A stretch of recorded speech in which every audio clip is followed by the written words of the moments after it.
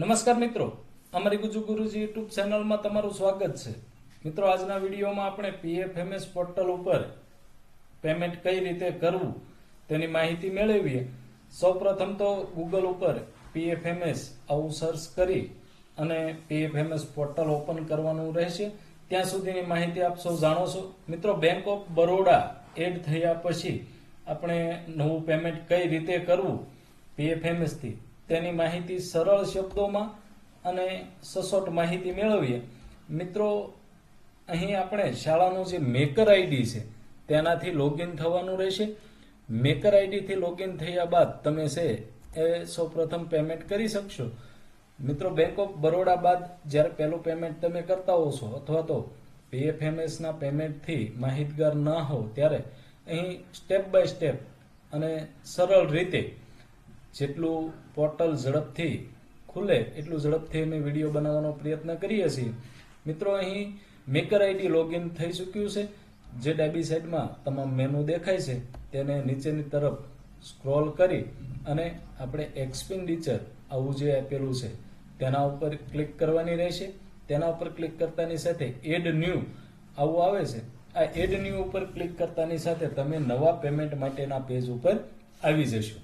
સૌપ્રથમ અહીં જે ઉપર સ્કીમ આપેલું છે તેમાં આપણે GJ 209 સમગ્ર શિક્ષાની જે સ્કીમ છે તે સિલેક્ટ કરી લેવાની રહેશે.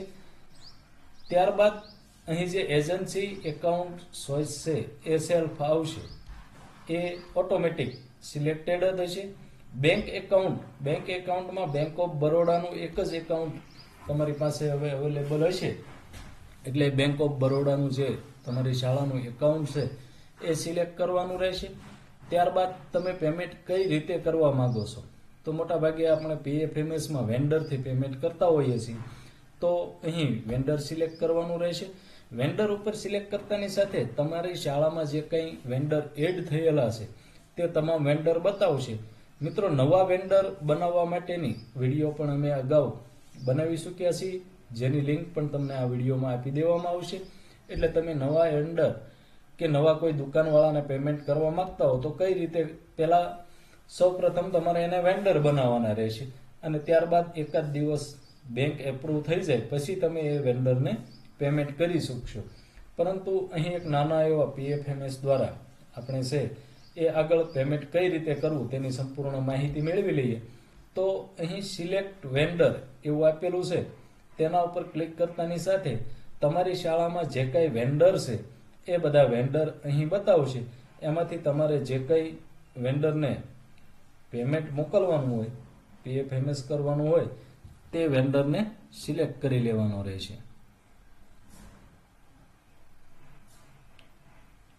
તો અહીં જે તમામ વેન્ડરો આપેલા છે તેમાંથી અહીં એક નાના એવા પીએફએમએસ માટે મેં એક વેન્ડર સિલેક્ટ કરી લીધો છે. મિત્રો, અહીં જે કાંઈ લેટર અથવા તો ઓફિસ ઓર્ડર નંબર છે આનો એરર તમારે અંતમાં સેવ કરતી વખતે આવશે તો તમારે અહીં કોઈ પણ એક લેટર નંબર નાખી અને એકાદ ABCD માંથી કોઈ અક્ષર પાછળ લગાડી દેવો અને જો તો પણ એરર આવે તો અહીં આપેલા જે નંબર છે એ બદલીને સેવ કરવાના રહેશે. એટલે લેટર નંબર નાખ્યા બાદ નીચે તારીખ સિલેક્ટ કરવાની છે. તો આજની તારીખમાં જે પેમેન્ટ થાય છે તેની તારીખ પણ અહીં મેં સિલેક્ટ કરી લીધી છે. હવે આગળ જોઈએ તો ટોટલ અવેલેબલ એમાઉન્ટ તમારી શાળામાં જે કંઈ ગ્રાન્ટ પડી તે અહીં જોઈ શકશો કે એટલી એમાઉન્ટ તમારી પાસે છે જેનો ઉપયોગ તમે કરી શકો તેમ છો. હવે નવું જે પેમેન્ટ છે એ કેટલાનું કરવું છે એનો આંકડો છે એ અહીં એડ કરી દેવાનો છે. નેવિગેશનમાં કઈ બાબતનો ખર્ચ તમે કરવા માંગો છો એ એડ કરવાનું રહેશે. તો એક ભારત શ્રેષ્ઠ ભારતની ગ્રાન્ટ ખર્ચ કરવાનો છે તો એ પણ અહીં આપી દીધો છે. હવે ખાસ અહીં ધ્યાન રાખવાનું છે કે સ્કીમ સિલેક્ટ કરવાની છે. મિત્રો, કઈ ગ્રાન્ટ તમે છે એ કયા હેડે ઉધારવા માંગો છો જેને આપણે ગ્રાન્ટ હેડના નામથી ઓળખીએ છીએ. તો અહીં જે ડ્રોપ બોક્સ ખુલે છે એમાં બલ્ક પોસ્ટિંગમાંથી તમારે છે એ હેડ પસંદ કરવાનો છે. સૌપ્રથમ મિત્રો અહીં તમામ માટે કોમન છે. સમગ્ર શિક્ષાની જે હેડ છે એપ ઉપર ક્લિક કરતાની સાથે નીચે 3 સબ મેનુ ખુલે છે. એમાં પહેલું જે છે F1 એલિમેન્ટરી એજ્યુકેશન, એ પણ આપણા સૌ માટે કોમન છે. ત્યારબાદ એક ભારત શ્રેષ્ઠ ભારતનો હેડ માટે થઈને આપણે અહીં F1.12 જે છે તેના ઉપર ક્લિક કરશું અને તેના ઉપર ક્લિક કરતાની સાથે જે બીજા હેડ ખુલે છે તેમાંથી આપણે અહીં એક ભારત શ્રેષ્ઠ ભારત આવું જે આપેલું છે તેને સિલેક્ટ કરશું. ત્યારબાદ અહીં રેવન્યુ ઉપર ક્લિક કરી અને કેટલા ટકા, તો આપણે છે એ 100% એમને મોકલવા માંગીએ છીએ એટલે 100% આપી અને અહીં એડ ઉપર ક્લિક કરવાની રહેશે. એડ ઉપર ક્લિક કરતાની સાથે મિત્રો એ જે આપણે PFMS બનાવ્યું છે તે અહીં આ રીતના આવી જશે. અહીં જે નાનું એવું ડ્રોપ બોક્સ આપ્યું છે તેના ઉપર ટિક કરી અને સેવ ઉપર ક્લિક કરવાની રહેશે. જો મિત્રો આપણે અગાઉ કહ્યું એમ આપણો જે ઓફિસ ઓર્ડર નંબર છે એ બરાબર હશે તો આ સેવ થઈ જશે, નહીતર આવું એરર તમને બતાવશે. આ એરર આવતાની સાથે અહીં છે એ તમારે જે નંબર આપણે આપ્યો છે તે કોઈ પણ નંબર બદલી અને ફરી વખત સેવ આપવાનું રહેશે. જ્યાં સુધી તમારો ઓફિસ ઓર્ડર નંબર PFMS માં સેવ નહીં થાય ત્યાં સુધી આવું એરર છે એ લાલ અક્ષરથી ત્યાં આવી જશે અને એ પહેલા તમે છે એ આગળ વધી શકશો નહીં. તો મિત્રો આ એક ખાસ ઓફિસ ઓર્ડર નંબર છે એ વારંવાર એનું એરર આવતું હોય છે અને એ નંબર તમે બદલ્યા બાદ જ આગળની પ્રોસેસ કરી શકશો. મિત્રો જ્યારે તમારો ઓફિસ ઓર્ડર લેટર છે એ એક્સેપ્ટ થશે ત્યારે તમે આવું એક ડ્રોપ બોક્સ જોઈ શકશો કે the transaction has been saved successfully with vendor number. અહીં ઓકે ઉપર ક્લિક આપવાની રહેશે.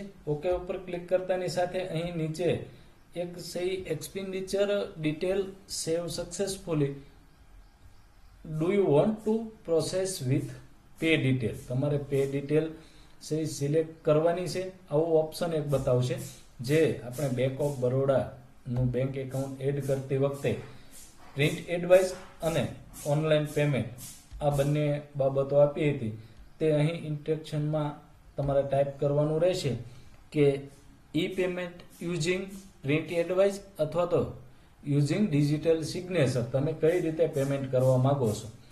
અમારી પાસે ડિજિટલ સિગ્નેચર અવેલેબલ નથી તો અહીં પેમેન્ટ યુઝિંગ પ્રિન્ટ એડવાઇસ ઉપર ક્લિક કરી અને એડ આપવાનું રહેશે.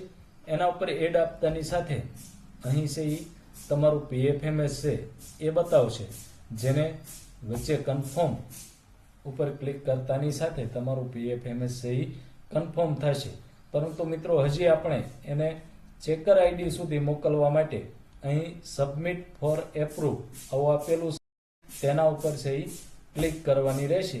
આ આટલું કરતાની સાથે તમારું PFMS છે એ તમારા શાળાના જ ચેકર આઈડીમાં છે એ એપ્રુવ માટે મોકલવામાં આવ્યું છે. હવે આપણે જોઈએ કે એ ચેકર આઈડી જે છે તેનાથી કઈ રીતે એપ્રુવ આપવું. મિત્રો હવે આપણે જોઈએ કે જ્યારે મેકર આઈડીમાંથી PFMS માટે જ્યારે તમે PFMS નું પેમેન્ટ બનાવો છો ત્યારબાદ ચેકર આઈડીમાંથી કઈ રીતે એને એપ્રુવ આપવું. તો મેકર આઈડી લોગ આઉટ કર્યા બાદ અને સ્કૂલનું ચેકર આઈડી જ્યારે તમે ઓપન કરશો ત્યારે તમારો રજિસ્ટ્રેશન મોબાઈલ નંબર અથવા તો મેલ આઈડીમાં એક OTP આવશે અને તે OTP એન્ટર કર્યા બાદ છે તમારું શાળાનું ચેકર આઈડી છે એ તમે ઓપન કરી શકશો. આ ઓપન થઈ ગયા બાદ ફરી વખત એ જ પ્રોસેસ અહીં જે બધા મેનુ આપેલા છે ડાબી સાઈડમાં તેને નીચેની તરફ અહીં એક્સપેન્ડિચર આપેલું છે તેમાં જવાનું રહેશે અને તેમાં અહીં જે એપ્રુવ આપેલું છે તેના ઉપર ક્લિક કરવાની રહેશે. મિત્રો આ પેજ ખોલ્યા બાદ તમે જે કંઈ મેકર આઈડીમાંથી પેમેન્ટ કર્યા છે તે તમામ પેમેન્ટ જોવા માટેનું ઓપ્શન અહીં આવશે. અહીં સૌપ્રથમ આપણે સ્કીમ સિલેક્ટ કરશું જે GG 209 જ આપણે દરેક જગ્યાએ ઉપયોગ કરવાનો છે. એ સ્કીમ સિલેક્ટ કરતાની સાથે બેંક એકાઉન્ટ નંબર અહીં ઓટોમેટિક આવી જશે અને અહીં જે કંઈ સબમિટ થયેલા છે એના બદલે ઓલ ઉપર ક્લિક કરી દઈશું એટલે તમામ પીએફએમએસ જે કંઈ છે એ અહીં બતાવશે અને સર્ચ ઉપર ક્લિક કરવાની રહેશે.